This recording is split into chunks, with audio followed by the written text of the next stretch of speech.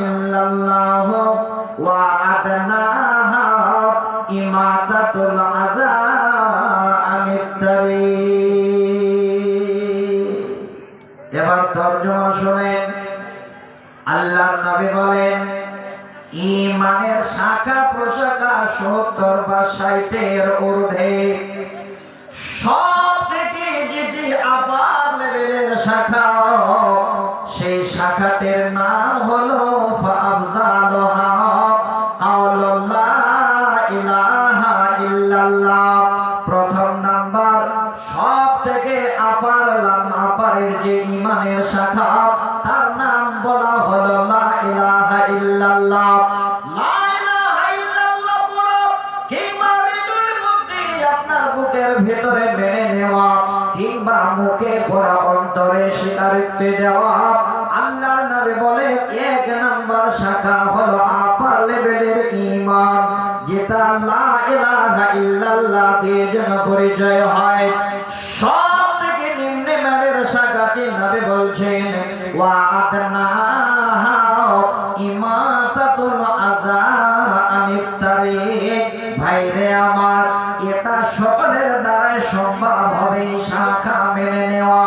নবী বলেন, রাস্তার কষ্টদায়ক বস্তুকে রাস্তা থেকে সরিয়ে দেওয়া। মনে করেন রাস্তা দিয়ে যাচ্ছেন, দেখছেন একটা ইটের টুকরা পড়ে আছে, একটা ইটের টুকরা পড়ে আছে, একটা কাঁটা পড়ে আছে। আপনি যদি রাস্তা থেকে সরিয়ে দেন, আপনি যদি ভাবেন এটা কাউকে লাগলে ক্ষতি হয়ে যাবে, নবী বলেন ওয়া আদনাহা ইমাতাতুল আযা আনিত তারিক। কষ্টদায়ক বস্তুকে রাস্তা থেকে সরিয়ে দেওয়া, এটা হলো ঈমানের নিম্ন মানের শাখা। ইসলাম আজকে আমাদের শিক্ষা দিল, ঈমানের সব থেকে যেটা নিম্ন মানের শাখা, সেটা কষ্টদায়ক জিনিস রাস্তা থেকে সরিয়ে দেওয়া। এবার শেষ বাক্যটা শুনেন হাদিসে। নবীজি বলেন, ওয়াল হায়াউ শুবাতুম মিনাল ঈমান। হায়া হলো, লজ্জা হলো ঈমানের যেন একটি অঙ্গ। ওরে মা বোন, আপনাদেরও যেন আজকে আলোচনাটা চলে আসবে। আল্লাহর নবী শেষে হাদিসে অংশ দিয়ে দিলেন ওয়াল হায়াউ শুবাতুম মিনাল ঈমান। হায়া হলো, লজ্জা হলো ঈমানের অঙ্গ। আপনার হাত আছে, পা আছে, চোখ আছে, কান আছে, পুরো বডিতে যেমন এই কর্ণটা এক সাইডে আছে, সেটা একটা বডির অঙ্গ। আপনার হাত আছে, আপনার বডির অঙ্গ। আপনার যে মাথার চুল আছে, এটা বডির অঙ্গ। ঠিক আল্লাহ রাসূল বলছেন, ঈমানের একটি অঙ্গ হলো হায়া, ঈমানের একটি অঙ্গ হলো লজ্জা। যদি এই অঙ্গটুকুকে কেউ ছেড়ে দেয়, তাহলে সে ঈমান থেকে দূরে সরে যাবে। এবার আসেন, আমি আপনাদের কাছে এই পাঁচটি হাদিস দিয়ে কি বুঝাতে চাইলাম, আমার যেটা পয়েন্ট, আমার যেটা আজকের বিষয়, সেই বিষয়টাকে আপনাদের ক্লিয়ার করে দিলাম যে পৃথিবীর বুকে এই হায়া, এই লজ্জা হলো একটা ঈমানের অঙ্গ, আর এই হায়াই হলো ঈমানের যেন বন্ধু। এবার আসে, আবার বলছি আপনাদের, হায়া বা লজ্জা হলো দুই কোয়ালিটির, দুই প্রকারের। এই হায়া লজ্জা দুই প্রকার, আমরা জানি না, কিন্তু আপনাদের আমি শোনাচ্ছি কিতাবের হাওয়ালা দিয়ে। একদম আল্লাহর কোরআন এখানে আছে, কোরআন দিয়ে, সহিহ বুখারী মুসলিমের হাদিস দিয়ে শুনেন ভালো করে। এবার এই হায়া বা লজ্জা হলো দুই প্রকার। প্রথম প্রকারের নাম হলো ফিতরি হায়া, বাংলায় যাকে বলে প্রকাশ লজ্জা। দ্বিতীয়টা হলো ঈমানি হায়া, যেটা হলো আপনার ঈমানি লজ্জা। এবার এই দুটো কত দামি, যদি আজকে তাবলীগী জলসায় আপনারা একটু মেনে নিতে পারেন, দেখবেন আপনার জন্য ইনশাআল্লাহ আগামী দিনটা উজ্জ্বল। দুটো জিনিস, একটা প্রকাশ্য লজ্জা, যেমন সতর ছুপানা, নিজের ইজ্জতকে ঢাকা। আজকে যদি আপনি আপনার এই জামা কাপড় না পরে, আমার মনে হয় আপনি আর এক পা বাড়ি থেকে বা এখান থেকে যেতে পারবেন না। পারবেন? তাহলে এই যে ইজ্জতকে ঢাকিয়ে আমরা রেখেছি, এটা হলো একটা প্রকাশ্য লজ্জা। এবার লজ্জা শুধু আমাদের আছে না, একটা ছোট বাচ্চা যার কেবল এতটুকু জ্ঞান হয়েছে, 1-1.5 বছরের বাচ্চা, তারও লজ্জা আছে, হায়া আছে। যদি বলেন কেমন, ছোট করে উদাহরণটা দিই। আপনি বাবা ছেলেটাকে গোসল করাতে গেছেন, এবার ওই টাইমে জামা কাপড় খুলে মাথায় পানি ঢালবেন, গোসল দেবেন। ওই টাইমে বাবা ভাবছেন যে ছোট ছেলে শুধু কথা বলতে শিখেছে, 1-1.5 বছর বয়স, পেটটাকে খুলে দিয়ে গা গোসল দিই, তাড়াতাড়ি গোসল দেওয়া হবে। এবার পেটটা খুলতে যাচ্ছে না, 2-4টা বাচ্চা বা গ্রামের মানুষ ওখানে দাঁড়িয়ে আছে। আচ্ছা বলেন, ওই 1-1.5 বছরের বাচ্চা বাবার দিকে তাকাবে না? ওই যে যারা দাঁড়িয়ে আছে তাদের দিকে তাকাবে, আর বাবা পেট খুলবে, লোট টেনে ধরবে, খুলতে দেবে না লজ্জায়, যে আমার পেটটা খুললে তারা দেখে হাসবে। দেখেন ছোট বাচ্চা, এই বাচ্চাগুলোর লজ্জা আছে। কিন্তু বর্তমান কোন জামানা আল্লাহ আমাদের দিয়েছে, ভালো জ্ঞানী, ভালো শিক্ষিত, ভালো শিক্ষিতা, তাদের যেন হায়া লজ্জা এখন উঠে গেছে। মা বাবাকেও তারা মানে কোন রকমের ধ্যান দেয় না। মা বাবার সামনেও তারা এই রকমের কিছু কথা, কিছু আচরণ করছে, যেগুলো আপনাদের আমি শোনাচ্ছি। তাহলে প্রথমটা হলো আমার প্রকাশ্য লজ্জা, এটা হলো এই লজ্জার প্রথম কোয়ালিটি। এবার দ্বিতীয়বার একটা উদাহরণ দিচ্ছি, আল্লাহর কোরআন থেকে শুনে নেবেন যে লজ্জা মানুষের কত বড় দামি সম্পদ। সূরাটার নাম বলেছি, আবার বলছি, সূরা আল আরাফ 33 নম্বর আয়াত পড়েছিলাম, তরজমা হয়নি। এবার 22 নম্বর আয়াত আপনাদের শোনাচ্ছি যে প্রকাশ্য লজ্জা মানুষ কেমন পায়, কেমন লজ্জা হয়। আমি একজন মানুষকে আপনাদের নাম বলছি, যার মাধ্যম দিয়ে দুনিয়াতে আমরা এসেছি। প্রথম যিনি মানুষ, হযরত আদম আলাইহিস সালাম। সংক্ষেপে বলি, আল্লাহ বানালেন, জান্নাতে জায়গা দিলেন, একাই ভালো লাগে না, বাম পাঁজরের হাড় দিয়ে তিনার সঙ্গীকে আল্লাহ বানিয়ে দিলেন। এবার আল্লাহ জান্নাতে দিয়ে বলছেন, আমার জান্নাত তোমাদের জন্য, খাও, ফিরো, ঘুরো, আনন্দ করো। আল্লাহ পুরো জান্নাতে তাদের একদম ফ্যাসিলিটি দিয়ে দিলেন। আর শেষে আল্লাহ এতটুকু একটু কথা বললেন, জানি আমরা কি বলেছিলেন। আল্লাহ বলেন, আদম, পুরো জান্নাত তোমাদেরকে ছেড়ে দিলাম, ঘুরবে, খাবে, আনন্দ করবে, আমার এই কথাটুকু মানবে। ওয়ালা তাকরাবা হাযিহিশ শাজারা, হে আদম, পুরো জান্নাত তোমাদের, শুধু ওই গাছের কাছে যাবে না আর গাছের ফল খাবে না, বাদ বাকি পুরো জান্নাত আমি আল্লাহ তোমাদের ছেড়ে দিলাম। জীবন দেখে শয়তানের ফেরে পড়ে ওই জায়গাটাতে এবার হাজির হয়ে দুইজনে গাছের কাছে গিয়ে ফল চিবাচ্ছে।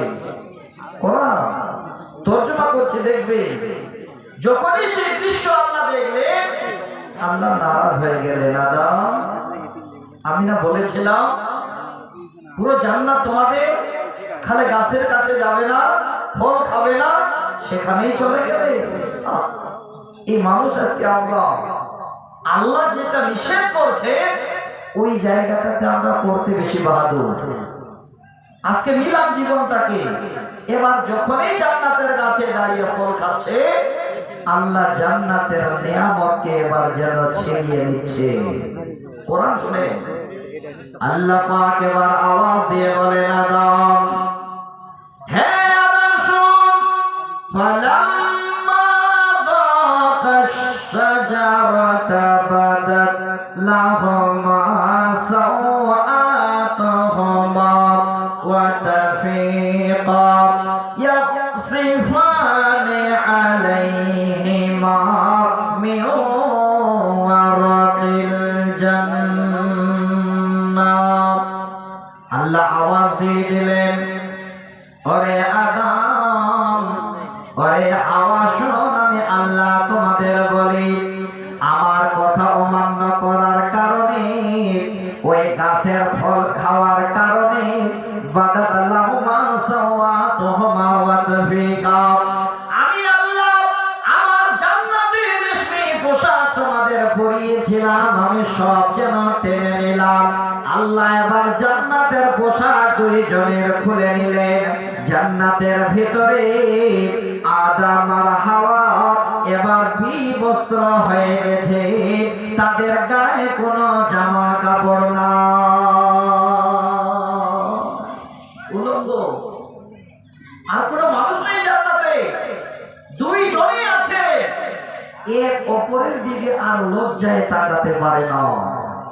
এতটুকু কথা বন্ধ করলো, এবার কত বড় তারা লজ্জা পেয়েছে, আর তাকাতে না পেরে সরাসরি ইজ্জত, এত বড় সম্মানী জিনিস ঢাকাবার জন্য এবার আবার দৌড় মেরেছে। কোথায়? আল্লাহ বলছেন, ইয়াকসিফানি আলাইহিমা মিন ওয়ারাকিল জান্নাহ। আবার সেই জান্নাতের ভিতরে ওই গাছের কাছে গিয়ে এবার গাছের পাতাগুলো টেনে টেনে টেনে টেনে তারা তাদের লজ্জাস্থান ঢাকায়, তারা তাদের ইজ্জতকে নিবারণ করে। এবার জান্নাতের গাছের পাতা টেনে তারা এবার কাপড় বানায়। কত বড় লজ্জা! প্রকাশ্যে হযরত আদম আর হাওয়া আলাইহিস সালাম একদম বিবস্ত্র হয়ে গেছেন। আল্লাহর কথা অমান্য করার কারণে আল্লাহ জান্নাতি পোশাক খুলে নিলেন। এত লজ্জা পেয়েছেন, জান্নাতের এবার গাছের পাতাগুলো টেনে টেনে তারা ইজ্জত ঢাকায়। আমার বাপ, আমার ভাই, আমার মা, আজকে আপনাদের সামনে যে বিষয়টা তুলে দিচ্ছি, লজ্জা, একটু আপনারা লজ্জা করেন, এই রকমের বিবস্ত্র হয়ে যেন না। জান্নাতের গাছের পাতা টেনে এবার ইজ্জত ঢাকাচ্ছে। আর বর্তমানে আমার মায়েদের 12 হাতের শাড়ি, তারপরে দেখবেন 5 হাতের ওড়না পরে বের হচ্ছে, তাও যেন তাদের অঙ্গ প্রত্যঙ্গ, তাদের গায়ের অঙ্গ বেরিয়ে আছে। আজকে তাবলীগী জলসা, নিজেরাই একটু সচেতন হই। আমরা যেমন শুনবো তেমন আমল করার চেষ্টা করি। আপনার ছেলে মেয়ে, আপনার পরিবার পরিজন কিভাবে চলবে, এটা আগে প্রথমে আপনি চেষ্টা করুন যে আল্লাহ আমার থেকে আমি শুরু করি, তাহলে বুঝতে পারবেন যে এই জীবনটা কত উন্নত মানের। পরিবার তৈরি করুন। আমি একটা সত্য ঘটনা বলছি। আজকে শুক্রবার, এই গত শুক্রবারে আমার এক বন্ধুর মেয়ের বিয়ে হলো। শুনবেন, এটা কোরআন হাদিস নয়, তবে একটা উপমা দিচ্ছে আপনাদের। ছেলেটাও হলো আমার বন্ধুর ছেলে। ছেলেটার বাড়ি বর্তমান ইসলামপুর, এই আলুয়াবাড়ি ইসলামপুর, যেখানে গরু হাট আছে পাশেই বাড়ি। অরিজিনাল বাড়ি আমাদের দক্ষিণ দিনাজপুরে। গৌহাটি কলেজে পিএইচডি করছে সরকারিতে। এত বড় দাড়ি রেখেছে, আর এত মানে সুন্নাতের বাবা, এত আল্লাহওয়ালা, আলহামদুলিল্লাহ। এই রকমের ছেলে খুঁজে পাওয়াই মুশকিল। 101টা। যে মেয়েটাকে বিয়ে করলো, এই মেয়েটা একজন এমবিবিএস ডাক্তার, সেকেন্ড ইয়ারে পড়ছে। এখন পর্যন্ত তার হাতের আঙ্গুল পর্যন্ত আমরাও দেখতে পাইনি। অথচ আমার বন্ধুর মেয়ে কলেজে যায় আসে, তারপরেও না, মেয়েটা যে যায় আসে কারো সঙ্গে নয়, ওর বাবাকে দিয়ে আসতে হয়, বাবাকে নিয়ে আসতে হয়। ওই মেয়েটার সঙ্গে বিয়ে হলো। ছেলেটা 37,000 টাকা মাইনা পায়। পড়তে পড়তে ওই 37,000 টাকা নগদ মোহরানা দিয়ে বিয়ে হলো। মেয়েটার কাছে কোনো অভিভাবক আসেনি, মেয়েটা বাবাকে বলে দিয়েছে, বাবা আমি বিয়েতে রাজি আছি, তুমি আমার উকিল, তুমি আমার বাবা, তুমি কবুল ইজাব করে নিয়ে আমার বিয়ে দিয়ে দাও। মসজিদে বিয়ে হয়ে গেল নগদ মোহরানা দিয়ে। এখন পর্যন্ত মেয়েটার মুখটা কেমন ভালো করে ছেলের ছোট ভাইরাও দেখতে পাইনি। আর আমরা বিয়ে বলে দাদার বউ মানে ভাবি, দেখবেন এবার ভাবিকে নিয়ে তার মানে দেওর ঘুরে বেড়াচ্ছে রাস্তায়। একটু চিন্তা করে বিবেক করে, আজকে আমরা কোরআন হাদিস থেকে কত দূরে সরে গেছি। আমি এই জন্য বলছি, প্রকাশ্য লজ্জা এটা বিশাল সম্পদ। যদি আপনার লজ্জা না থাকে তাহলে কিন্তু আপনি এই রকমের এলোমেলো করে বেড়াবেন। আর যদি লজ্জা থাকে তাহলে আপনার ঈমান মজবুত আছে, আপনি যেন ঈমানদার। একটা বুখারীর হাদিস হাওয়ালা দিচ্ছি, একদম সহিহ বুখারী মুসলিমের হাদিস, হাদিস নাম্বার 5135। এই হাদিসটাকে আপনাদের আবার এই জন্য তুলে দিচ্ছি যে প্রকাশ্য লজ্জা কাকে বলে দেখেন। মেয়ে আছে বাড়িতে আপনাদের, মেয়ে বিয়ে দেবে, বাবা আপনি ভালো করে শোনেনি, অনেকবার শুনেছেন, আবারও শোনেন।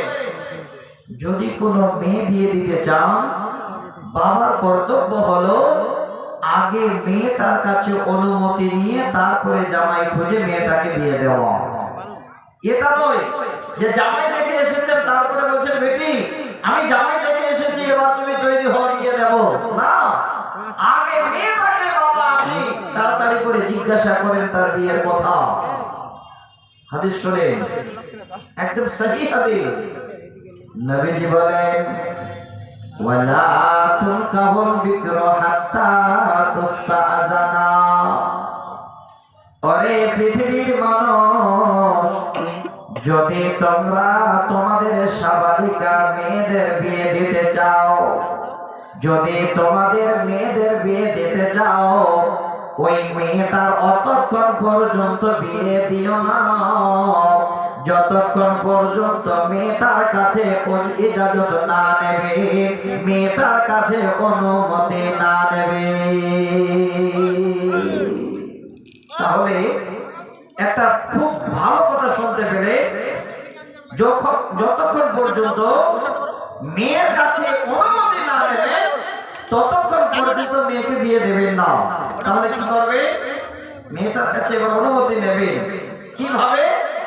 আল্লাহ রাসূলকে জিজ্ঞাসা করলেন, ইয়া রাসূলুল্লাহ, ইয়া হাবিবাল্লাহ, আপনার কাছে জানতে চাই গো নবী, ওই মেয়েটার অনুমতি, মেয়েটার ইজাজত কেমন হবে? আমরা কেমন করে জানতে পারবো ওই মেয়েটা বিয়েতে রাজি আছে? আল্লাহ নবী বলেন, যখন তোমরা সেই মেয়েটাকে বিয়ের প্রস্তাবের কথা দেবে, সেই মেয়েটা একটু কথাটা শুনে যেন মুস্কি মেরে হেসে আর কথা না বলে লজ্জায় মাথা নিচু করে নেবে, আর কারো দিকে যেন লজ্জায় মাথা তুলবে না। নবীজি বলেন, যখনই জেনে নেবে মেয়েটি আর কোনো কথা না বলে লজ্জায় মাথা নিচু করে আছে, ওই মেয়েটি বিয়েতে রাজি আছে, এই মেয়েটার চোখ থাকায় হলো মেয়ের বিয়ের অনুমতি। নিজের মেয়ে কত লাজুক, কত হায়া, কত লজ্জা, আর কাউকে কিছু বলতে পারে না, শুনে মাথা নিচু করে চুপ করে আছে। এটাই হলো প্রকাশ্য লজ্জা। তো আজকে আমি আপনাদের বলছি দিনী ভাই, আমার বাপ, আজকে এই জিনিসগুলো একটু একটু করে আমরা বিস্তারিত আলোচনা করি। এই রকমের প্রোগ্রামে কোরআন এবং সহিহ সুন্নাহর উপরে আমাদের ইনশাআল্লাহ আগামী দিনটা যেন একটা ভালো দিন ফিরে আসবে। এই সমাজ অনেক উন্নত হবে, পরিবার উন্নত হবে, আপনার ছেলে মেয়ে আপনার কথা মোতাবেক চলবে। এই প্রথম জিনিসটা হলো আমাদের লজ্জা, এটাকে যদি আমরা মাথায় রাখতে পারি। এবার দ্বিতীয় প্রকার লজ্জা হলো ঈমানি লজ্জা। ঈমানি লজ্জা কাকে বলে শোনেন, আমি ছোট করে উদাহরণ দিচ্ছি, লম্বা করব না। তিনটা উদাহরণ এবার ঈমানি লজ্জার দিয়ে দিই, তাহলে আপনারা জানতে পারবেন। ঈমানি লজ্জা মানে হলো আল্লাহর ভয়। কোন একটা কাজ করতে যাচ্ছে, এবার যাওয়ার প্রাককালে আপনার হঠাৎ করে চিন্তা হলো, আল্লাহ এই কাজটা করলে কেউ দেখতে না পেলো তো আল্লাহ তুমি দেখতে পাও। সেখান থেকে বেঁচে আসলেন। এটা হলো ঈমানি হায়া, ঈমানি লজ্জা। আপনারা বলবেন মাওলানা এটা আমরা কেমন করে বিশ্বাস করবো ঈমানি এটা লজ্জা, দলিল নেই কেন? হ্যাঁ ভাই, আমি দলিল দিচ্ছি আল্লাহর কোরআন। সূরাটির নাম হলো সূরা নিসা, আয়াত নাম্বার 1 বা 1। এই প্রথম আয়াতের যেন শেষ অংশটাকে একবার মিলিয়ে নেবেন। আল্লাহ বলেন ইন্নাল্লাহা কানা আলাইকুম রাকিবা। নিশ্চয়ই আল্লাহ আমাদের উপরে নিগরান। আল্লাহ পাক যেন আমাদের উপরে আছেন, যা কিছু করতে যাই সব আল্লাহ আমাদের দেখতে পান। আমার দিনী ভাই, হ্যাঁ বন্ধু, আপনার ঈমানে যদি লজ্জা থাকে আপনার দ্বারায় এতটুকু যেন কোনো অন্যায় হবে না। রাতে আজান হচ্ছে ভোরে, আপনি গরু বের করেছেন, মহিষ বের করেছেন, আর ওখানে কাড়ির পালা দেওয়া আছে 2-4টা, আপনার আরো কারো। আপনি ভাবছেন আমার কাড়ির পালাটাতে কাড়ি চলে যাচ্ছে তাড়াতাড়ি করে, এখন তো কেউ নেই, খালি আজান হলো, আমি একাই বেরিয়েছি গরু নিয়ে। আমার কাড়ির পালা থেকে না নিয়ে অমুকের কাড়ির পালা থেকে 4টা কাড়ি এনে গরুকে দিয়ে দিই। অনেকে করে, অনেক তার অনেক লোকের হয়। এবার যখন আপনার ঈমানে লজ্জা থাকবে, আপনার কাড়ির পালা ছেড়ে অন্য কাড়ির পালায় হাত যাবে। আপনার যদি ঈমানে লজ্জা হয়, আল্লাহ কেউ দেখতে না পেল তুমি তো দেখতে পাও, দেখবেন অন্য কাড়ির পালায় হাত যাবে না, আপনি আপনারটা দিয়েই কাজ সারবেন। এর নাম হলো ঈমানি হায়া। দ্বিতীয় উদাহরণ দিচ্ছি, বর্তমানে এই জিনিসগুলো এত জরুরি, এত প্রয়োজন, এত জানা দরকার। আমার মা, আমার বোন, আজকে আমরা কষ্ট করে ছেলে মেয়ে মানুষ করছি, এই ছেলে মেয়েরাও বুঝে না যে ঈমানে হায়া কাকে বলে। নিজের মা বাবাকেও যেন ফাঁকি দিতে ছেলে মেয়েরা ছাড়ে না। অথচ শিক্ষিত শিক্ষিতা ছেলে মেয়ে তারাও নিজের মা বাবাকে ফাঁকি দেয়। সেই বাবা মা যদি শিক্ষিত শিক্ষিতা হয় কিংবা যদি আঙ্কাল হয়, কিভাবে ফাঁকি দেয়? ছোট করে একটা উদাহরণ দিচ্ছি, আল্লাহর কোরআনের আয়াতটা একটু শুনে যাবেন। আমি আপনাদের অল্প টাইমের জন্য আছে মেহমান। সূরাটির নাম সূরা গাফির, আবার আরেকটা নাম বলা হয় সূরা মুমিন। 40 নম্বর সূরা 19 নম্বর আয়াত আমি আপনাদের সামনে তুলে দিচ্ছি। দেখবেন যে এই ছেলে মেয়েরা আমরাও যেন কি করে মানুষকে ফাঁকি দিই। মনে করেন আজকে জালসার দিন, জালসায় আসছেন, খাবার সেরে আপনার মেয়ে, আপনার ছেলে, আপনার ছোট ছেলে, আপনি আপনার স্ত্রী একসঙ্গে আসছেন। আর আজকে জালসার দিন, আপনার মেয়ে গাজল কলেজে পড়ে কিংবা শামসি কলেজে পড়ে। 2 দিন আগে বন্ধুকে দাওয়াত করেছে, বন্ধু অবশ্যই তুমি আসবে আজকে জালসা আমাদের কাছে। পাকা রাস্তা পেয়েছে, এবার এসে ছেলে দাঁড়িয়ে আছে দোকানের কাছে, দেখা হবে। আর ওই টাইমে আপনার মেয়ে, আপনি, আপনার স্ত্রী, ছোট ছেলে মেয়েকে নিয়ে আসছেন জালসায়। আপনার মেয়ে যেন দেখছেন বন্ধু আমার সামনে দাঁড়িয়ে আছে, মা আছে সাথে, বাবা আছে সাথে। মেয়েটা এবার ছেলেটার সঙ্গে কথাও বলতে পারে না, কি করবে? কাছাকাছি যখন হয়ে গেল, ওই টাইমে এবার চোখ দিয়ে ইশারা করে দিল। মা বাবা ফাঁকি, মা বাবা জানতে পারল না। আমার মেয়ে যেন এক বন্ধুকে ইশারা করেছে। এই সময় চোখের ইশারা দিয়ে বলে, ভাই আমার মা বাবা আছে, এখন কথা নয়, একটু পরে। ছেলেটা যেন ফেল ফেল করে চেয়ে থাকলো। মা বাবা জানতে পারলো না, হেঁটে চলে আসলো। কিছুক্ষণ পরে মেয়ে এবার পরে যাচ্ছে ছেলের সঙ্গে দেখা করতে, সেটা লাগবে পর।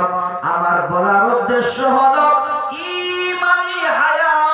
হে বোন, হে ভাই রে, আপনি আপনি যে আপনার মা বাবাকে ফাঁকি দিলেন, আপনার ছোট ভাই বোনদের ফাঁকি দিলেন, চোখের ইশারা করলেন, আপনার কি একবারও চিন্তা হলো না আল্লাহ আমি যে চোখের ইশারা করলাম, যিনি চোখ বানিয়েছেন, যিনি চোখ চালাচ্ছেন, তিনাকে জীবনে কোনোদিন ফাঁকি দেওয়া যাবে না। তিনি কে একটু বলুন, তিনি কে? আল্লাহ। দলিল দিচ্ছে আপনাদের, শুনেন আল্লাহর কোরআন বলছে, আল্লাহ পাক বলেন ইয়ালামু খাইনাতাল আ'য়ুনি ওয়া মা তুখফিস সুদূর। আল্লাহ বলেন বান্দা বান্দিরে, তোমরা যদি এই চোখ দিয়ে কোথাও ইশারা করো, আমি আল্লাহ তোমাদের চোখের ইশারাও জানি, আমি তোমাদের চোখের ইশারাও বুঝি। ওয়া মা তুখফিস সুদূর, তোমরা যদি তোমাদের হৃদয়ের মধ্যে কোনো সংকল্প করো, সেটাও আমি আল্লাহ যেন জানি। হে দিল বাপ আমার, ভাই আমার, এতটুকু যদি ঈমান থাকে, এতটুকু ঈমানি যদি লজ্জা হয় আল্লাহ, আজকে পৃথিবীর সবাইকে ফাঁকি দেওয়া যায়, তোমার কাছে ফাঁকি দেওয়া সম্ভব নয়। দেখবেন এমনিতেই যেন একটা ভালো রাস্তা পেয়ে যাবে, চিন্তা নেই। সে আল্লাহ আমাদের পাঠিয়েছেন, দিন দিন অক্সিজেন দিচ্ছেন, ব্যবস্থা দিচ্ছেন, আমাদের চলাফেরার জন্য শক্তি দিচ্ছেন, সব যোগাচ্ছে। যিনি সব দিয়েছেন তিনাকে আমরা সব সময় স্মরণ করি না। আজকে আমাদের হালাত একবার বুঝে দেখি আমরা সবাই। আরো আপনাদের একটা উদাহরণ দিচ্ছি, একদম জানাশোনা কথা। সূরাটির নাম হলো সূরা মুলক। আমরা পড়ি, আলেম ওলামারা পড়েন, তাবারাকাল্লাযী বিয়াদিহিল মুলকু ওয়া হুয়া আলা কুল্লি শাইইন কাদির। অনেক ফজিলত আছে। সেই সূরাটা থেকে একটা উদাহরণ দিচ্ছি, ঈমানি হায়া, ঈমানি লজ্জা কাকে বলে। তারা আজকে যারা এই জায়গায় আমরা আছি, আশা করি কিছুটা আল্লাহ যেন আপনাকে ফিরিয়ে দেন। সূরা মুলকে 13 নম্বর আয়াত। এই আয়াতটুকু শুধু আপনাদের শোনাবো, অন্য কিছু শোনাবো না। উদাহরণ ছোট করে একটু দিচ্ছি, ভালো লাগবে। আমাদের প্রয়োজন আছে, যেগুলো দরকার আমাদের, সেগুলো আমরা কোরআন থেকে সব খুঁজে পাবো। মোবাইল তো খুব ব্যবহার করেন। গত পরশু দিনে হঠাৎ করে আমিও মোবাইলে দেখলাম, সারা বিশ্বের বড় বড় বৈজ্ঞানিকেরা সব থেকে বড় রোগ যেটা ক্যান্সার, সেই ক্যান্সারের রোগ তারা কোরআন থেকে খুঁজে পেয়েছে। ক্যান্সারের ঔষধ তারা কোরআন থেকে খুঁজে পেয়েছে। ক্যান্সারের সব থেকে বড় যেটা দায়, সেটা যেন কোরআন থেকে তারা খুঁজে পেয়েছে। যা চাইবেন কোরআন তাই আপনাদের দেবে, আমাদের দেবে। এবার আসেন, আমি আপনাদের এই উদাহরণটা কেন দিচ্ছি, আমার বোন, আমার ভাই, বর্তমান যে জেনারেশন, বর্তমান যে পরিস্থিতি, এখন আমরা যেন যিনি আল্লাহ সব আমাদের দিলে, আমরা মনে মনে ভাবি তিনাকেও কোনো সময় ফাঁকি দিই, কিন্তু সম্ভব নয়।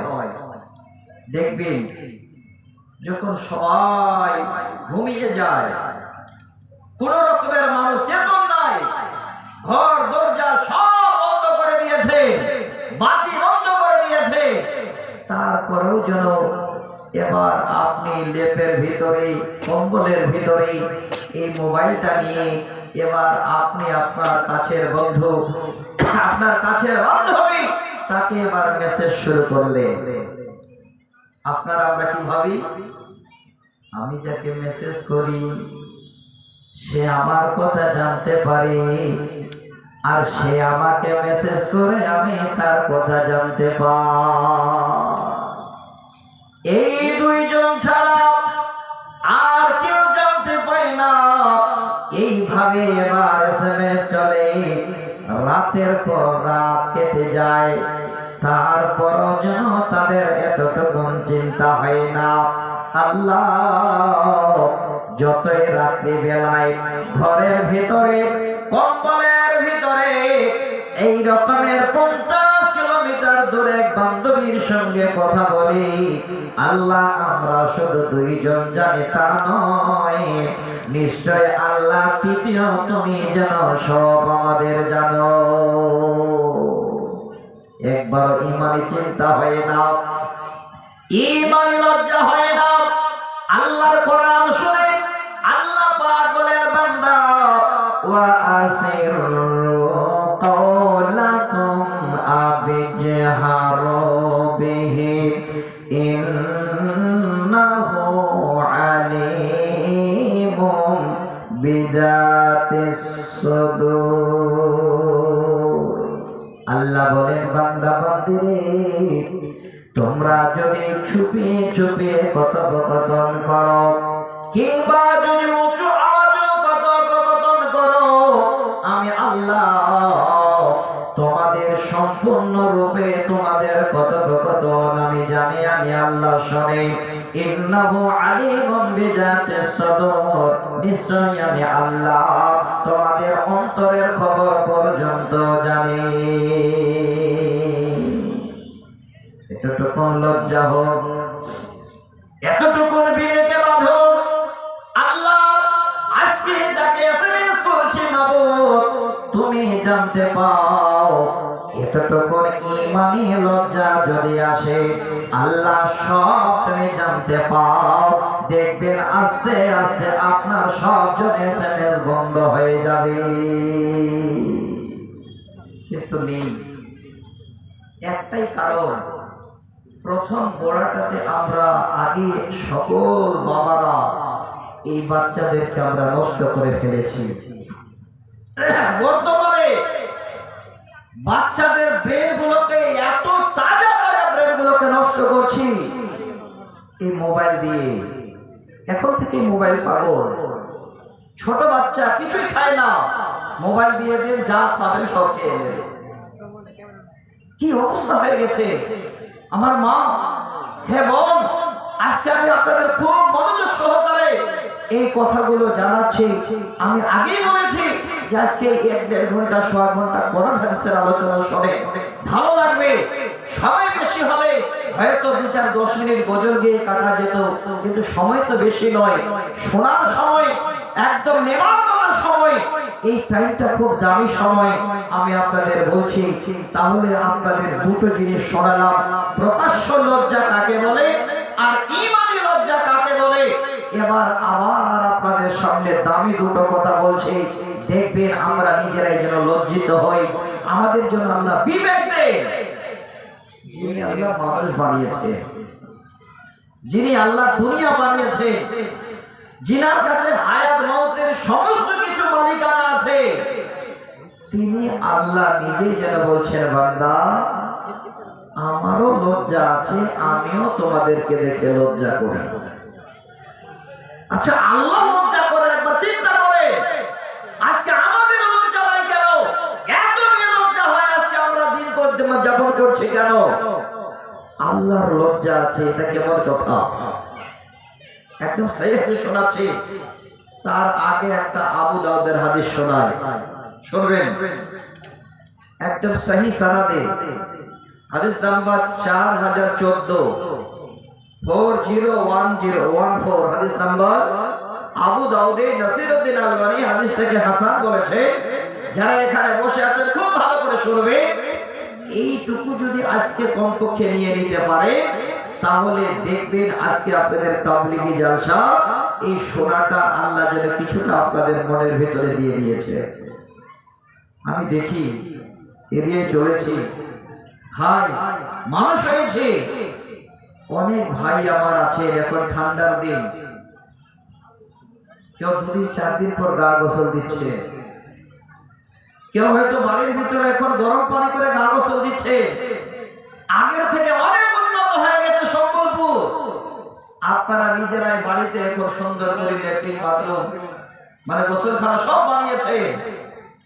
আগে দেখেছি, আজ থেকে 20 বছর 21 বছর আগের কথা বলছি। আমি তো বেশি দূরের ছাত্র নই, কাতলামারির ছাত্র। আমি রাস্তায় চলেছি, দেখেছি তখন মানুষ প্রকাশ্যের সামনে দাঁড়িয়ে দাঁড়িয়ে কেউ এইভাবে লুঙ্গি উল্টো করে দিয়ে কেউ পুকুরে ঝাঁপ দিয়ে রাস্তার ধারে খোলামেলা গা গোসল দিত। অনেক কিছুটা কমেছে, কমেনি ভাই? একটু কথা বলা যাবে, কমেনি? অনেকটাই কমে গেছে। আল্লাহ যেন আরো আপনাদের হেফাজত করেন। শোনেন, আমি হাদিসটা কেন শোনাচ্ছি। এই যে লজ্জা, একটা রাস্তা দিয়ে আছে জালসার দিন, শুনবেন ভালো করে। দুটা মেয়ে আসছে জালসা শুনতে, আস্তে আস্তে ভাগ্যক্রমে দেখা গেল কিংবা যে কোনো কারণে মাথার কাপড়টা পড়ে গেছে। আপনি তখন লাঠি নিয়ে আছেন, ভলান্টিয়ার বেস আছে আপনার মানে বুকে। আপনি বলছেন, কি নাম তোমার গো? তোমার লজ্জা নেই? তুমি জালসায় যাচ্ছ, মাথার কাপড় পড়ে গেল। ওই মেয়েটা লজ্জা দেখতে গেলাম, ব্যতিক্রম। অথচ আমরা পুরুষ, আমরা যে রাস্তার ধারে খালি গায়ে মানে গোসল দিচ্ছি, আমরা যে বর্তমানে এখন পেট করে সুইমিং পুল না কি বলছে জানি না, কোথায় কোথায় আবার মানে এই জানুয়ারি মাসের শুরু থেকে ঘুরতে যাচ্ছে, পেট করে ঝাঁপিয়ে ঝাঁপিয়ে গা গোসল দিচ্ছে এই মুসলমানের বাচ্চা। একবারও আপনাদের খুব লজ্জা হায়া বেশি হয়ে গেছে। আপনাদের কি লজ্জা করতে হয় না বন্ধু? আমাদের কি লজ্জা করতে হয় না? দেখেন হাদিসটা শোনাচ্ছি আপনাদের। আল্লাহ রাসূল একদিন রাস্তা দিয়ে আসছে। আমি কোন জায়গাটা শোনাচ্ছিলাম? যে আল্লাহ আমাদের দেখে লজ্জা করে। তার আগে হাদিসটা শোনাচ্ছি, মনে করে রাখবেন। আল্লাহ রাসূল আসছে, আস্তে আস্তে দেখছে একজন মানুষ রাস্তার ধারে খালি গায়ে ছোট একটা যেন মানে লুঙ্গি বা কোনো একটা কিছু পরে গা গোসল দিচ্ছে। আল্লাহ রাসূল তাকে কিছুই বললেন না, হাঁটতে হাঁটতে চলে আসলেন। সমাধানের জায়গা, পৃথিবীর যত যা কিছু সমাধানের জায়গা হলো জুমার খুতবা। আলেম ওলামারা কোন একটা দৃশ্য দেখলেন অন্যায়, অসামাজিক কিছু, সেটা খুতবার মাধ্যমে যেন ফিরে আসে, মানুষ আলোচনা করে। আল্লাহ রাসূল সে খুতবাতে উঠলেন। শোনাচ্ছি হাদিসটা আপনাদের। নবীজি এবার যেন খুতবায় দাঁড়ালেন, দাঁড়িয়ে যে দৃশ্য নবীজি দেখে আসলেন সেই দৃশ্যের কথা নবী তুলে দিলেন। নবী বলছেন, ইন্নাল্লাহা হাইয়ুন সিত্তিরুন ওয়া ইউহিব্বুল হায়াআ ওয়াস সিত্তিরা ফাইজা তাসালা আহাদুকুম বিস-সিত্তির। আল্লাহর নবী এবার খুতবার মাধ্যমে এই হাদিস শোনান। নবী বলেন, নিশ্চয় আল্লাহ তিনি হাইয়ুন, তিনি যেন লাজক। আল্লাহ তিনি যারা লজ্জা করেন এবং যারা পর্দা করেন আল্লাহ তাদের পছন্দ করেন। কথাটা কত সুন্দর করে নবী বোঝাচ্ছেন।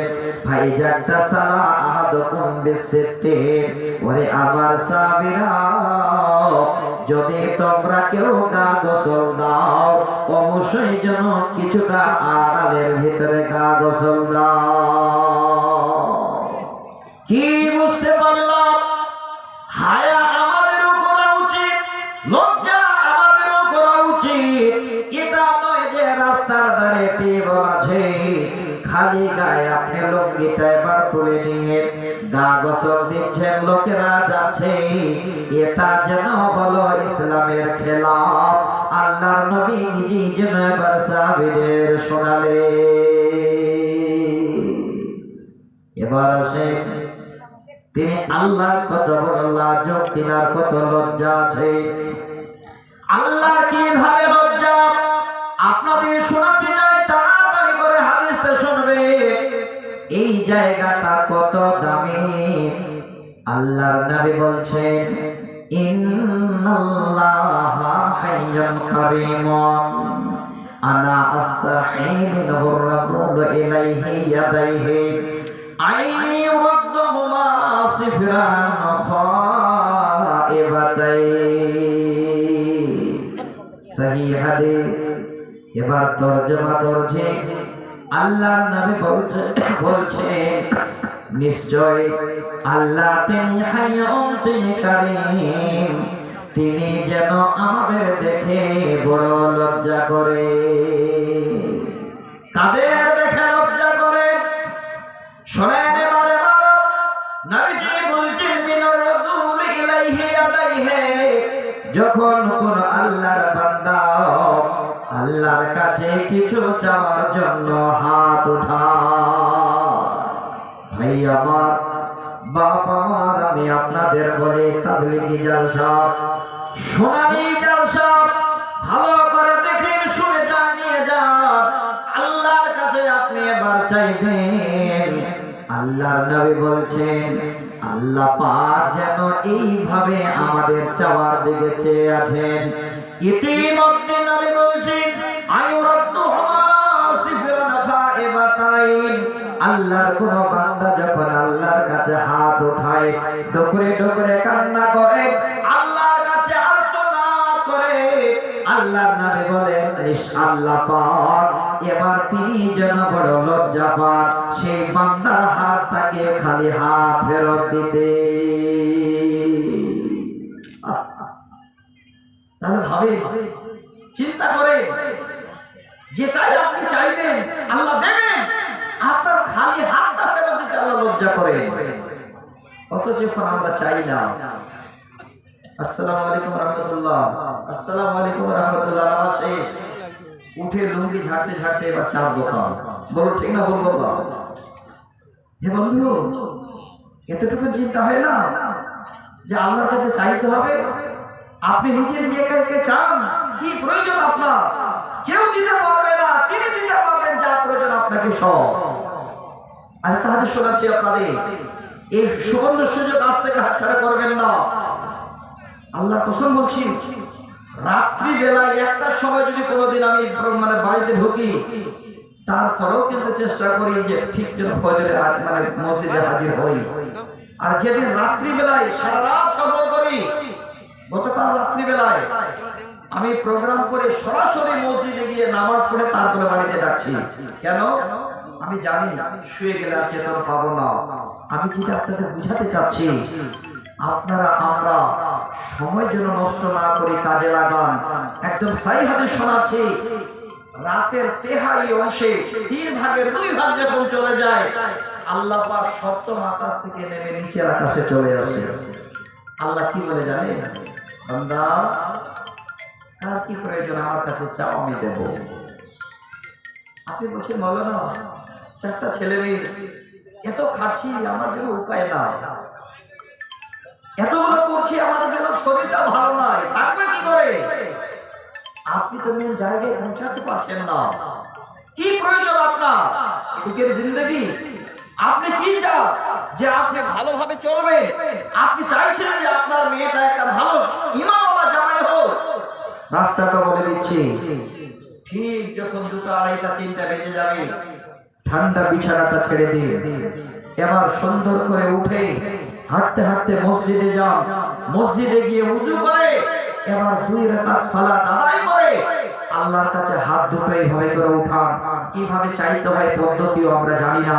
প্রথমে হাতটা উঠাবেন এইভাবে আপনার মুখের সামনে, যদি অসুবিধা মনে হয় এই হাতের তালু দুটো আকাশের দিকে দেবেন।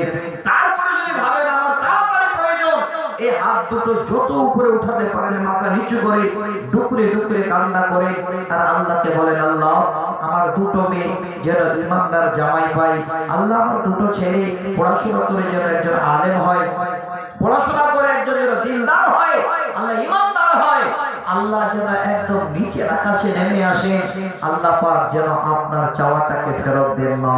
তাহলে একটু বুঝে নিন, ভালো করে শুনে নিন, যে আল্লাহ আমাদের সৃষ্টি করেছেন, আমাদের চাওয়াটাকে ফেরত দিতে আল্লাহ লজ্জা করে। আল্লাহর লজ্জা আছে, অথচ তার বান্দা আমরা লজ্জা পাই না, লজ্জা করি না। আরেকটা হাদিস শোনাচ্ছি, একদম সহিহ বুখারী মুসলিমের হাদিস, হযরত আবু সাঈদ খুদরী রাদিয়াল্লাহু তাআলা আনহু হাদিসের রাবী, হাদিস নাম্বার 6263। যারা এখানে বসে আছেন একদম এতটুকু অংশ শোনাচ্ছি, পৃথিবীর সর্বশ্রেষ্ঠ মানব যিনি মদিনার বুকে শুয়ে আছেন, নবী মুহাম্মদ রাসূলুল্লাহ, মনোযোগ সহকারে পড়ুন, সাল্লাল্লাহু আলাইহি ওয়াসাল্লাম, তিনি একজন বিশ্বের শ্রেষ্ঠতম মানুষ। তিনার লজ্জা ছিল কুমারী মেয়েদের থেকেও বেশি। একদম বুখারীর হাদিস। নবীজি বলেন, হযরত আবু সাঈদ হাদিসের রাবী, কানা রাসূলুল্লাহ সাল্লাল্লাহু আলাইহি ওয়াসাল্লাম আশাদ্দা হায়াআন মিনাল আদরাই ফি খিদরিহা। হযরত আবু সাঈদ খুদরি বলছেন আল্লাহর নবী এত বড় লাজুক ছিলেন, এত বড় লাজুক ছিলেন, যেমন কুমারী মেয়েরা তারা লজ্জায় ঘরের কোণায় ঢুকে থাকতো। আমরা বড়দের সঙ্গে কি কথা বলতে হয়, কিভাবে কার সঙ্গে কথা বলতে হয় সেটাও শিখিনি, অথচ বিশ্বের এক নম্বর মানুষ তিনার লজ্জা ছিল কুমারী মেয়েদের মতো। এবার তার পাশে একটা বুখারীর হাদিস শোনাচ্ছি, জীবনে এত কথা এই হাদিসের ভিতরে আমরা দামি পাবো, যদি একটু মূল্যায়ন করি তাহলে কিন্তু অনেক কিছু আমরা নিতে পাবো। শুনেন, হাদিসের রাবী আম্মা জান আয়েশা সিদ্দিকা রাদিয়াল্লাহু তাআলা আনহা তিনি বলছেন, একদিন আমার হাবিব আল্লাহ রাসূল আমার ঘরে শুয়ে আছে। তাকাবেন আমার দিকে, আজকে এই দিনের কথা শুনতে এসেছেন, কান চোখ সবগুলো একটু ফিরে রাখেন, ভালো লাগবে। তো আল্লাহ রাসূল একটু কাঁধ হয়ে আছে, আর এই হাঁটুর এই কাপড়টা একটু আল্লাহ রাসূলের উদাম হয়ে আছে। আম্মা জান আয়েশা বলেন, কিছুক্ষণ পরে দরজায় এসে আল্লাহর নবীর যেন জিগির দোস্ত, সব থেকে ক্লোজ বন্ধু, যিনি হলেন আমার হাবিবের শ্বশুর, আমার আব্বাজান হযরতে আবু বকর সিদ্দিক রাদিয়াল্লাহু তাআলা আনহু, তিনি দরজায় এসে বার দাঁড়িয়ে গেছে। দেখে শ্বশুর যাচ্ছে জামাইয়ের বাড়ি। বর্তমানে এখন শ্বশুর জামাইয়ের বাড়ি গেলে ডাকাডাকি নেই, মিষ্টির টোপলা নিয়ে একদম দরজা ভুগিয়ে ঢুকে গেল। জামাইয়ের বাড়ি তো একদম ফুল পাওয়া না, এত বড় অন্যায় করিয়েন না। এই হাদিস থেকে একটু জ্ঞান নেই। আল্লাহ রাসূলের কাছে যাচ্ছে শ্বশুর, হযরত আবু বকর দরজায় দাঁড়িয়ে গেছে। কি বলছেন? ওগো নবী মুহাম্মদ, আমি আবু বকর তোমার কাছে জানতে চাই, যেতে চাই, যদি ইজাজত হয় তো তোমার কাছে যাব। শ্বশুর দরজায় দাঁড়িয়ে জামাইয়ের কাছে, নবীর কাছে অনুমতি চান। আল্লাহর নবী হযরত আবু বকরের কথা শুনে বলেন, আবু বকর চলে আসুন। তিনি ঢুকে গেলেন। আল্লাহর নবী কাঁধ হয়ে আছেন, হাঁটুটা একটু যেন বেরিয়ে আছে।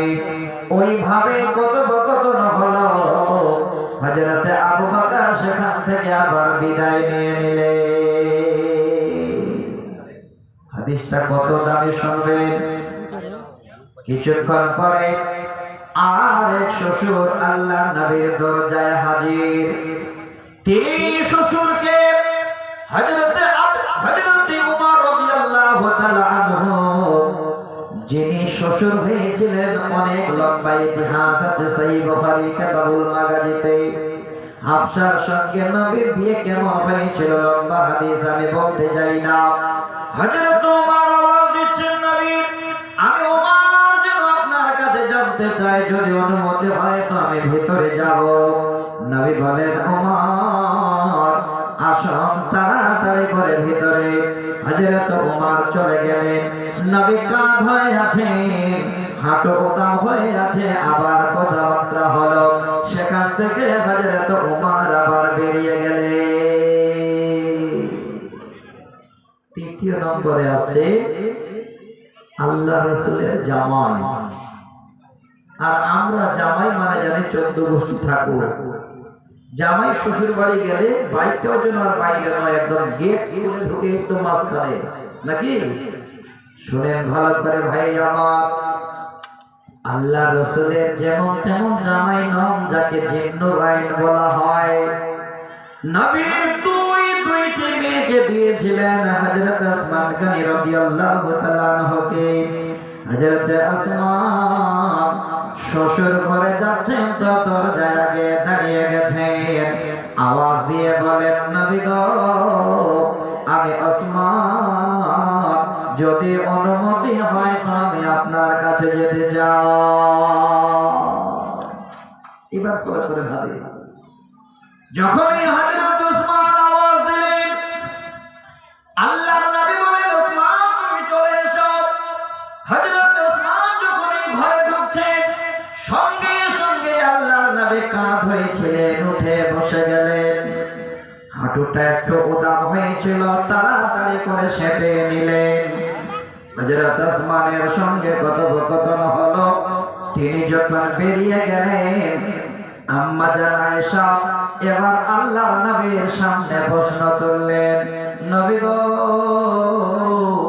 আমার আব্বা যখন আসলেন আপনি কাঁধ হয়ে শুয়ে থাকলেন, আপনার হাঁটু উদাম যেন কিছুই হলো মনে হলো না। তারপরে হযরত ওমর আসলেন, একই হালাত দেখলাম। কিন্তু নবীজি যখন আপনার জামাই ওসমান ঘরে ঢুকলো, আপনি উঠে বসলেন কেন? আর আপনার হাঁটুটা আপনি তাড়াতাড়ি করে এবার ঢাকিয়ে নিলেন কেন? আল্লাহর নবী সঙ্গে সঙ্গে হযরত আয়েশাকে বলছেন, আয়েশা রে শোন শোন ভালো করে, আনা আস্তাহি মিনহুর রাদুল ওয়া তাস্তাহি মিনহুল মালায়েকা। হ্যাঁ আয়েশা, আমি এই জন্য ওসমানকে দেখি তাড়াতাড়ি উঠে বসলাম, আমি যেন লজ্জা পেলাম, হাঁটুটা ঢাকিয়ে নিলাম। আয়েশা, এই ওসমান যেমন তেমন ওসমান নয়, যাকে দেখে আল্লাহর ফেরেশতারা নিজে লজ্জা করে, এই কারণে আমি আমার হাঁটু ঢাকিয়ে নিলাম। আল্লাহু আকবার। ভাইজান, একটা এটিএম কার্ড এই ভাইটা কুড়িয়ে পেয়েছে তো, আরে আল্লাহ রে, দেখছেন এই জন্য তাবলীগ জালসা করতে হয়। ছোট ছেলে কি জানে, ভালো জিনিস দেখে একটা এটিএম কার্ড, নামটা বলে দেওয়া যাবে? মিজানুর রহমান ভাই যদি হারিয়ে থাকে, ছোট্ট একটা বাচ্চা পেয়েছে, কি যেন আল্লাহ তার বুদ্ধি দিয়েছে, স্টেজে এসে জমা দিলে যার কাছে সে পেয়ে যাবে। আল্লাহু আকবার। এটাই তো আজকে যেন একটা পরিচয় পাওয়া গেল। এই ছোট বাচ্চারা ইনশাআল্লাহ শিখবে। যদি কারো মিজানুর রহমান ভাই যেখানে থাকো, পরিচয় দিয়ে কার্ডটা নিয়ে যাও ভাই, খুব দরকারি জিনিস। যাক, আজকে এটার জন্য আমাকে খুবই ভালো লাগলো। অনেক ভাইজান আছেন, যদি মোবাইল হারিয়ে যায় এলার্ম করতে করতে বুক ব্যথা হয়ে যায়, মোবাইল ফিরে আসে না, তার মানে খুব দামি সম্পদ মনে করে, কিচ্ছু না। আপনার সব থেকে দামি সম্পদ হলো আপনার ঈমান, কিন্তু এতটুকু আমরা করতে পারি না। আলহামদুলিল্লাহ, যাক খুশি হলাম। তাহলে এবার হাদিসটা কি শোনালাম?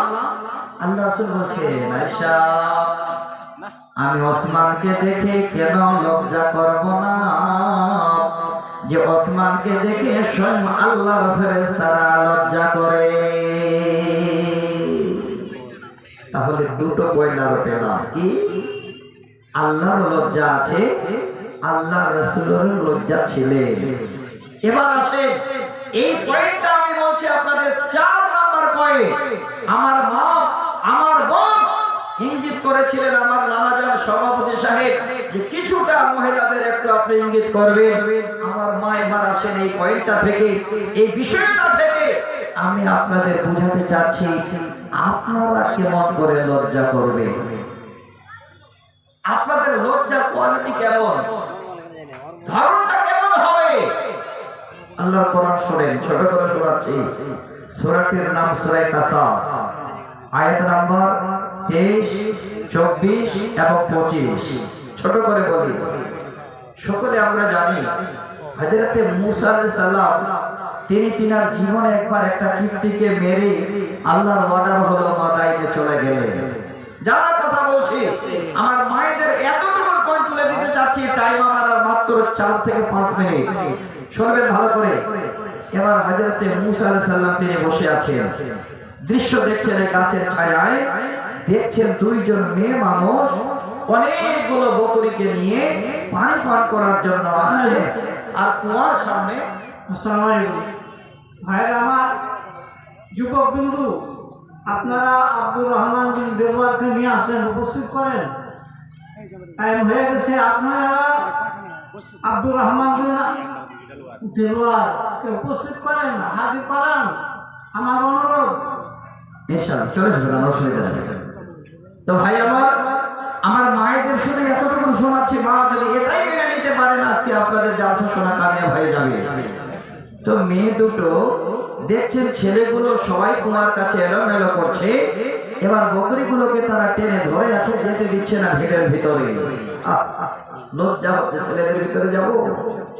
আল্লাহ পাক বলেন ওয়ালাম্মা ওয়ারাদা মাআ মাদিয়ানা ওয়া ওয়াজাদা মিন দুনিহিম ইমরাতাইনি তাজুদান ক্বালা মা খাতাবকুমা ক্বালাতা লা নাসকি হাত্তা ইসদিরার রিয়াউ ওয়া আবুনা শাইখুন কাবীর।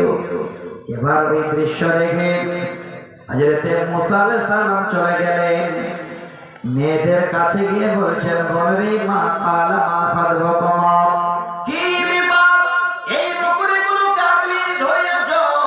এবার মেয়ে দুটো বলছেন, ওই ছেলেদের কাছে আমরা যেতে পারি না রে ভাই, আমার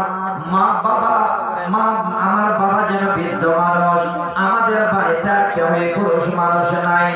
সঙ্গে সঙ্গে এবার কি করলেন, বকরিগুলো নিয়ে গিয়ে পানি পান করিয়ে দিলেন, আবার তিনি এসে গাছের ছায়ায় বসে গেলেন। আমি আর যেন লম্বা করছি না, মেন পয়েন্টটা বলে দিই।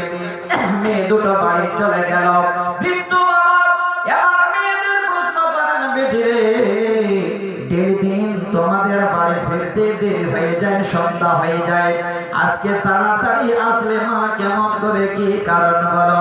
মেয়ে দুটো বলেন, আব্বা একটা ছেলে আমাদের জন্য এই রকমের করে আমাদের হেল্প করেছে।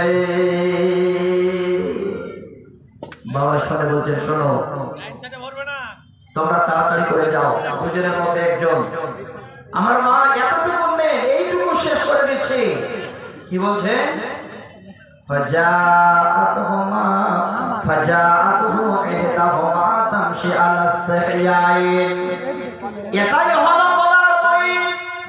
এবার যেন তিনি দুই মেয়ের মধ্যে এক মেয়েকে বলছেন, বেটিরে তোমরা দুজনের মধ্যে একজন যাও, আর সেই ছেলেটা গিয়ে তুমি তাড়াতাড়ি করে ডেকে নিয়ে এসো। এবার মেয়েটি যাচ্ছেন, দেখেন যাওয়ার টাইমে আল্লাহ